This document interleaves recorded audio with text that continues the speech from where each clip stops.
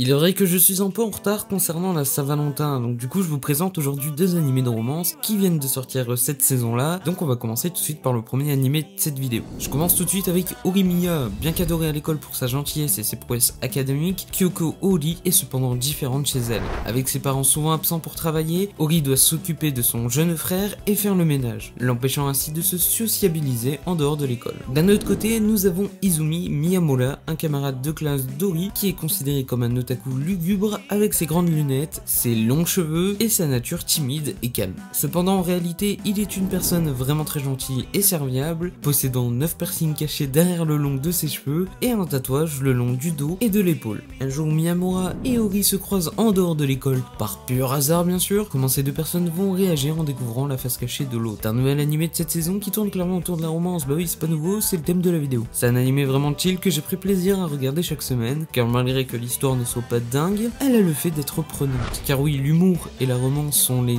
principaux thèmes de cette œuvre, l'animation est clairement belle, le choix des voix est bon. Après j'ai envie de te dire que c'est du Cloverworks, hein, c'est pas nouveau, un studio qui fournit une qualité impressionnante à mesure que les années passent. En tout cas moi je conseille d'aller voir l'animé, qui comptera en tout 13 épisodes de 24 minutes, il est sur les genres comédie, romance, school life, shonen, slice of life, et sur les thèmes amour, école et quotidien, et tu peux désormais le trouver sur Wakanim. Pour le deuxième animé, je vous présente Bunker caractère Tomozaki. La vie est un mauvais jeu, peu importe à quel point vous essayez. Vous ne pouvez pas surmonter les caractéristiques qui vous sont données à la naissance. Voici la notion de la vie pour Tomozaki Fumiya, qui se considère comme étant au plus bas de la société et qui pense qu'on ne peut pas rivaliser avec les personnes qui sont tout en haut, celles qui réussissent dans tout ce qu'elles entreprennent. Sa seule fierté réside dans le nom de Nanashi, celui qu'il utilise pour le jeu nommé Attack Family, où il détient d'ailleurs le titre de numéro 1 du Japon. Cependant, lorsqu'il rencontre la deuxième meilleure joueuse du Japon qui est Aoi Inami, une de ses camarades de classe, la position sur la vie de Tomozaki est contestée. La vie est-elle réellement le meilleur des jeux? Comme dit dans le titre, et oui, un animé de romance qui reste clairement intéressant. Franchement, l'animé a à peine 5 épisodes de sortie que je kiffe déjà clairement. Que ce soit les thèmes abordés, l'histoire, tout est clairement prenant avec une forme d'humour incroyable. Et j'aime beaucoup la plupart des personnages importants à l'histoire.